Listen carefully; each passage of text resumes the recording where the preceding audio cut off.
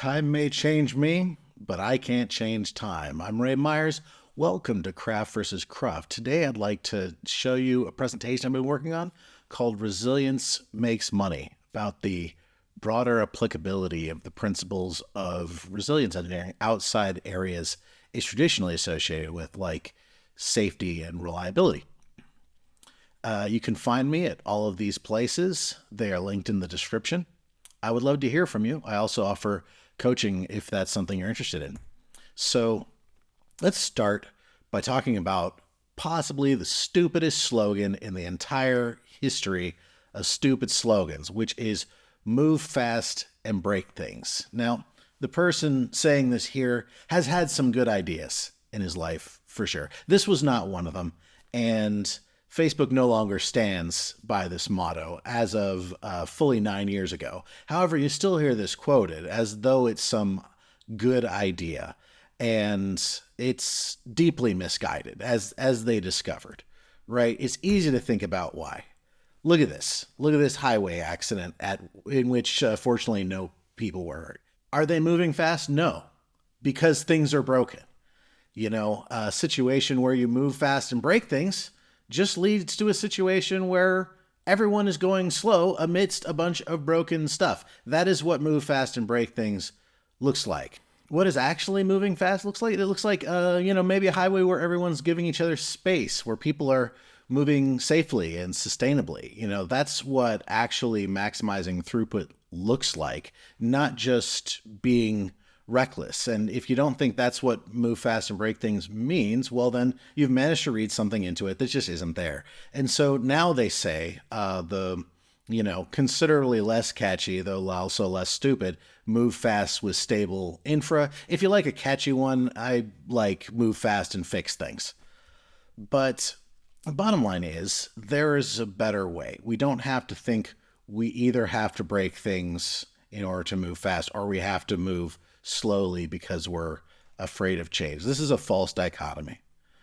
And to understand the better way, going back to the topic of this talk, resilience makes money, we need to understand not only what resilience is. First, let's start with what is making money. The goal of the business is to make money when? Now and in the future. Making money now while sabotaging our ability to make money in the future does not count. Forgoing the immediate needs in hopes that we will be profitable sometime in the future also generally doesn't count. Unsustainable solutions don't count. Now, this is easy to forget because the way organizations are divided and divided and divided, you or your group, maybe even your whole department, is quite likely are only incentivized to look at half of this equation. You may be only incentivized to think about whether we're making money now in the immediate term, or maybe you are only concerned within your role for some future outcome and not incentivized to care about now, because these things tend to be delegated separately. And this creates the illusion that parts of the organization are in conflict with each other, when in fact they're not. If any solution involves solving for one half of this at the expense of the other half, it is not a valid solution. What is an example in a software organization of an unsustainable solution? Have you seen one? Probably you've seen quite a few. These are some common things that are unsustainable. Frequent overtime, not training people, relying on heroics, silos of knowledge, certain things that only key people are capable of doing. And if that person's sick today, you just can't do it. Feature creep or other sources of complexity that isn't properly managed or reduced. Insufficient testing, that's huge. People think they don't have time to test. I would contend we don't have time not to test. So if you've been around the block, probably like me, you've seen people end up doing all these things. And they don't do it for their own amusement.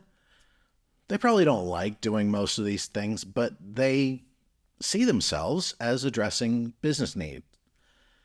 Sometimes in our desire to meet business need, we end up sabotaging the business's actual needs because we're not considering both halves of the equation, right? For instance, make money now and in the future. We're looking at some local optimization, not the overall goal.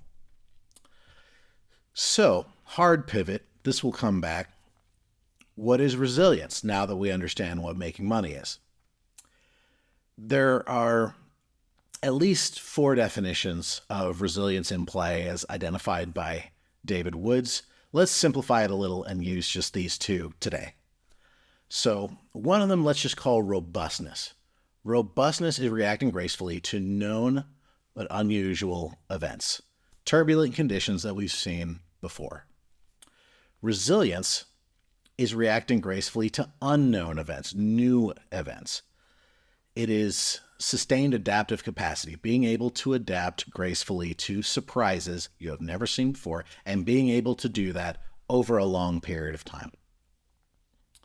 Now, the interesting thing about this dichotomy is machines can be robust, but for the most part, only humans can be truly resilient. Take a complex orchestration platform like Kubernetes that has tons of self-healing capabilities.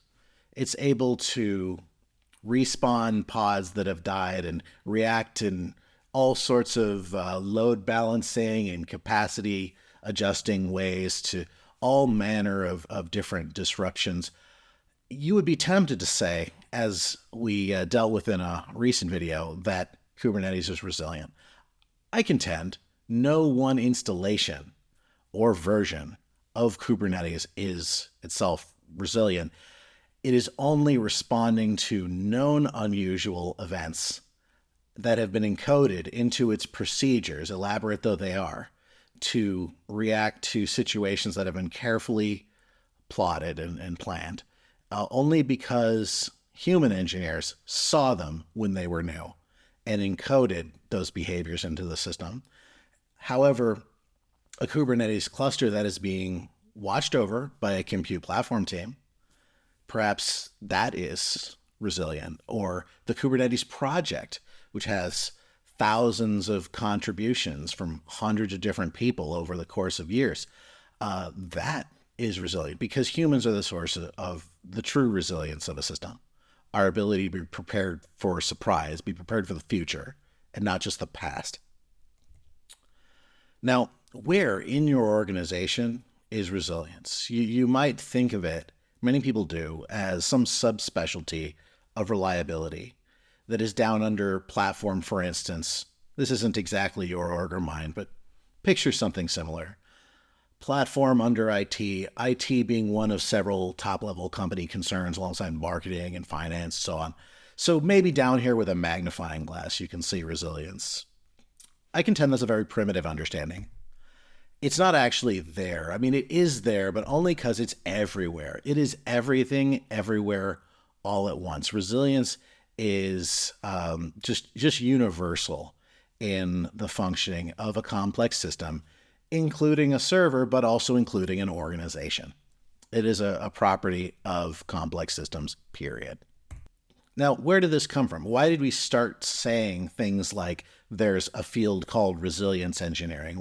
Why did we need to slice the world in this way? Well, this comes from safety science, and as over the past decades, we've seen systems grow more complex, we have reached a plateau in how much safer we can get using traditional methods of failure analysis, what is now often called in the literature the old way. I've seen this across many different domains. We're talking about IT probably, but this comes from medicine, from aviation, nuclear power. Everywhere there is lots of people and technology and risk. Side note, this picture here is of a B-17 bomber. As an exercise, you might go look up why you think that was the plane I included in this and what influence it had on the Macintosh later. But suffice to say, safety science is a gold mine of ideas. So this change in thought process that I was talking about is sometimes called the safety 1 to safety 2 shift. And it's pretty subtle, but some of the things that characterize it are a shift in the role of people. It takes a much more optimistic view of humanity, honestly. It used to be we saw people as the problem. And now we see people as the solution to safety. The fact that people deviate from procedures and improvise is actually beautiful. That more often is the source of avoiding an accident than in causing one. So we're not strictly just looking for where the people screwed up. It moves also from reactive to proactive, from minimizing how things go wrong to maximizing how they go right. In safety one, safety is a strictly negative property. It is merely the absence of accidents. Whereas in safety two, safety is a positive property. Safety can actually be present. Things going right is now something we talk about in the positive. It sees, and this is key, the role of error very differently. For instance, human error. In Safety 2, we do not believe that human error is a distinct category of action. There is not something someone does that could be objectively called human error. Human error is an attribution after the fact that you only use after you know the results of what happened. So just being in the moment thinking I'm going to avoid making an error is absolutely meaningless in that framing. People generally act locally rationally. People generally take actions that seem reasonable in the context that they're in. So if you get to the point in a Safety 1 investigation where you've identified a human error, that might be the end of the investigation. But in Safety 2, it's the beginning. You're recognizing that obviously the human didn't intend to make an error, so you need to ask about the environment. Why was the context so confusing that something that seemed like a reasonable action turned out to be an error? Now, I would love to do a talk that consisted completely of examples, but I'll just include one today. So this is, among people who do cloud engineering, a very famous outage. This is the 2017 outage of Amazon S3 in US East 1. And S3 is a file store that is used throughout many of the most popular websites on the internet. It was down for 4 straight hours, so large parts of the internet went down with it.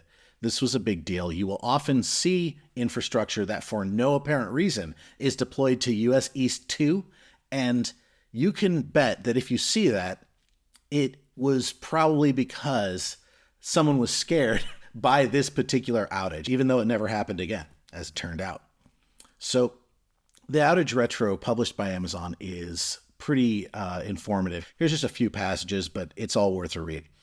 So they're saying an authorized S3 team member using an established playbook, person was trying to do everything right, executed a command intended to remove a small number of servers.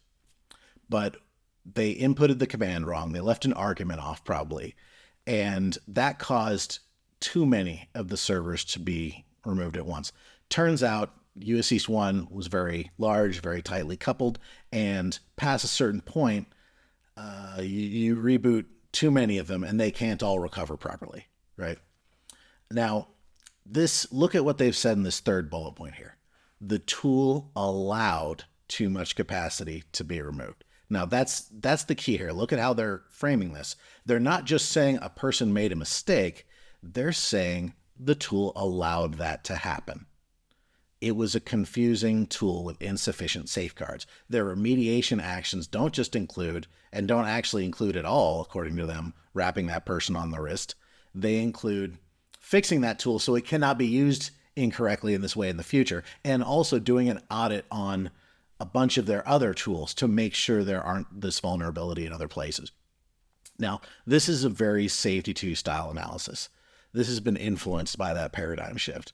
The fix is to make the system safer, not blaming one person's error and saying we're going to just try not to do that again. We're going to be careful. We were being careful.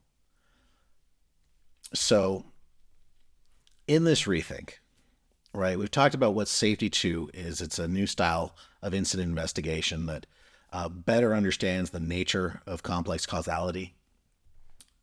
Then we have resilience engineering, which is applying that new mindset, applying this insight in order to design systems better, targeting work as it's done, as opposed to only focusing on accidents, changing the the system in response to that, which may not be, when we talk about the system, just the servers and the machines, right? The system is all of us. The system is the organization. So what comes after that? A lot of people have talked about maybe we need a safety 3. There's something called safety differently. There's a concept called resilient performance. A lot of different ideas being batted around. Let's talk about one of them, which is a safety synthesis, also called Synesis. A top safety expert named Erik Hollnagel came up with this one. And as you see, it's called the unification of productivity, quality, safety, and reliability, which is just arbitrarily 4 different business concerns. Actually pick 4. Maybe the security and privacy and quality, whatever you like. But ultimately, these are different categories of performance which are historically managed differently and have different histories of research about how to get good at them. However, he contends that there is really just one thing, which is performance, which is high performance, things going well. And once we start managing it in terms of encouraging things to go well, as opposed to merely avoiding all these different bad outcomes that are peculiar to these different categories, once we start pushing in the positive direction, they can actually all be the same thing. They are all just good performance. This sounds a little strange to me still, maybe to you. The lemur is skeptical. We were talking about sustained adaptive capacity. We were talking about resilience. How did we get all the way here into some sort of universal performance management technique? How could resilience be that generalizable? This is kind of an audacious claim. Now, the reasoning for this is partly explained by this quote here, which is from the book. And Erik says, the essence of managing something is the ability to make sure it develops as intended. He goes on to say, I don't need to manage my dining room table because my dining room table is more or less the same from one day to the next. So we don't think of ourselves as managing our furniture generally. However, if you're managing a person or a team or an organization or a cluster of servers receiving live traffic, these things are constantly in a state of flux. So we think of ourselves as needing to manage those things. Put simpler, all management is change management. We sometimes act like change management is some subspecialty of management, but actually it's the entire ballgame. All management is somehow the management of things changing, either to prevent them from changing when an outside force is trying to make them change, or you're trying to more likely enact some change. Change isn't strictly the need to adjust a plan based on new information, though it can be. Even following a plan is the act of bringing a system from its current to some goal state. So if your context resists change, then you can't even follow a plan. So then, this area of study that's very fixated on us being able to respond to change well, and unexpected change as well, new changes, unknowns, this could be very broadly applicable. So what would it actually have us do? What are things that would be recommended by resilience engineering the field? Well, here are some of them, and in a moment I'll talk about what their opposites look like to help you get a little more idea what some of these terms mean if you're not familiar with them. Really, each one of these could be its own talk or its own book, and many of them are. But just briefly, psychological safety, learning, knowledge sharing, collaboration, decentralized decision-making, systems thinking, redundancy, and continuous improvement are things that are harped on very frequently in talk of resilience. And their opposites, you could say the opposite of psychological safety is fear, being afraid to speak up or have ideas or take risks, to point out when something's wrong, for instance. Stagnation, as opposed to learning, knowing no more about how to do things well than you knew last year. Knowledge silos, so that's like the heroics we talked about earlier, where only particular people know how to do some key thing. Handoffs as opposed to close collaboration when working on work that's related. command and control as opposed to decentralized decision making. Local optimization is the opposite of systems thinking, right? So only responding to your own direct incentives while ignoring what global results those actions might cause, for instance. Full utilization is, you could say, is opposite of redundancy. So we could be talking about fully utilized like cluster of servers that is unable to deal with one of them then going down because there's now insufficient capacity, or maybe unable to deal with an increase in user traffic. Another form of full utilization might be trying to keep everyone on a team or in the organization as busy as possible. That's actually not a great idea. People need Slack in order to respond to changing needs, in order to be able to have ideas, in order to be able to reflect on how to be more effective. They cannot be absolutely full to the brim utilized. And really, if we were to get into theory of constraints, you don't want every part of your system to be fully utilized. At most, you want the bottleneck to be utilized. If everyone else is utilized, you're just flooding the bottleneck. But I digress. The opposite of continuous improvement is to simply blame when you discover a problem, find some factor or some person to throw under the bus and then move on, as opposed to engaging in systemic problem solving. What's actually going to prevent this in the future? How do we get better? Now, if you study productivity literature, these should sound familiar, actually. None of these should be news, because if we look at something like the fifth discipline, which is about learning organizations, or Deming's work, which influenced Lean and the Toyota production system, or if we look at modern military leadership, something called team of teams, or the leader as opposed to leader-follower framework Captain Marquette presented in Turn the Ship Around, you'll see that when people talk about command and control as something the military does, well, actually, command and control is so bad, not even the military does it anymore, let alone should corporations. There's still a hierarchy, but it's a hierarchy in which each level has a great deal of autonomy over their domain. So there's a difference between being autonomous and being unaligned. And then going into the work that's been done in productivity and in software development, you can look at Agile or DevOps and, sources like Google that have published a lot of information about how they develop software. And you're going to see a lot of the same recommendations. So in almost all of these books and related material, you're going to see almost all of these properties recommended as things that, promote the right outcomes. So through a lot of different angles, these same truths have been discovered, in some cases independently. So let's say you're bought into this. You do think that cultivating the ability to respond well to change is really central to your success as an organization. What could you do? In the context of a software organization, this has different elements that impact it at every different level of abstraction. Let's look at what some of those might look like. In production, responding well to change would mean having a fault-tolerant architecture, which could involve load balancing and circuit breakers and all sorts of fault-tolerant practices that are good. Observability, certainly, so you can know when your mental model of the system is now divergent from reality, and you can catch up to what actually is happening. Learning from incidents, so we don't keep having the same things go wrong again, and we can get greater insight from the unintentional experiments that have happened.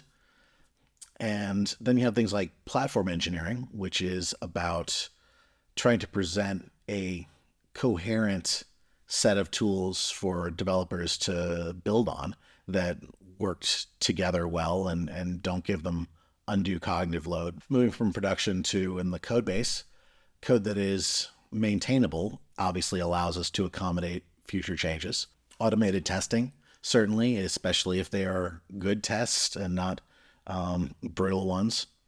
are very good for maintaining the ability of our code to change over time, certainly, and for us to be able to release rapidly. Refactoring skills are very important. There's a whole art that is very undertaught about how to make changes to code without breaking it. There's disciplines you can pick up. And continuous delivery, obviously, is a practice that involves, among other things, being able to release regularly. Shipping code should not be a great undertaking. It should not be a cause of great anxiety. It should be a total non-event, like a heartbeat. Just like the small-scale coding decisions can impact our ability to handle change, also our architecture can. Things like coupling and leaky boundaries that don't allow us to think about one component mostly in isolation. We have to think about all sorts of impact around the system if the boundaries aren't clear. But we could talk about resilience in the project level as well, right? What's not resilient would be planning months and months of work as one unit and not shipping it till the end, right? That's very vulnerable to unpleasant surprises. However, if we were very careful about prioritization, such that we were always working on the most important thing at any given time, and we are doing so in vertical, valuable slices, then at any point that we need to pivot, we've already shipped the most value that we could have by that point. And in order to know that it's valuable, we have to have a good relationship with the customer. We have to be getting regular and meaningful feedback about what we're delivering. Resilience at the team level might look like trust, like we talked about psychological safety. We want to value diverse perspectives, not just of different kinds of personal backgrounds, which has been shown to be beneficial, but also different kinds of roles. Are your devs never talking to your SREs? Are your QAs, if you have dedicated QAs, not close into the fold and able to impact the design process and so on, right? Are you having good retrospectives? Or are you just periodically meeting to talk about the bad things that are happening and throwing up your hands because you don't feel the power to do anything about them? I've seen that happen for long periods of time. It's no good. If you're not co-working, I definitely recommend trying it. That's also called like ensemble work or pairing or mobbing. But just actually doing the work together is one of the fastest ways that you can have knowledge sharing and feedback come into your cycle at once. Now, at the organization level, it goes back to what we said about decentralized control and empowerment, but with a unified purpose in an aligned way. So there's kind of this push and pull between wanting to bring the authority closer to the work being done while maintaining a commonly understood direction. And coming full circle, this all comes back to us as individuals. Am I resilient as a person? You only can answer that, but it's like being healthy. How are the people doing? You know, are they well rested? How is morale? Do people feel trusted? All these higher level outcomes ultimately come from the health of the people. They don't come from burnt out people. Good outcomes don't come from that. So where do you go from here? Well, you can grow a new set of ears. You can regularly ask in your mind and out loud questions like, what is the real goal? Are we addressing the actual goal or just some local optimization? In accomplishing that goal, what is hard to change? Where are we having a huge struggle changing things that in other circumstances might be easy? That's not something you should just live with. It's a puzzle that you might need to solve, especially if it's impeding your goal, right? What is causing people to be fearful? Where are people's pain and anxiety coming from?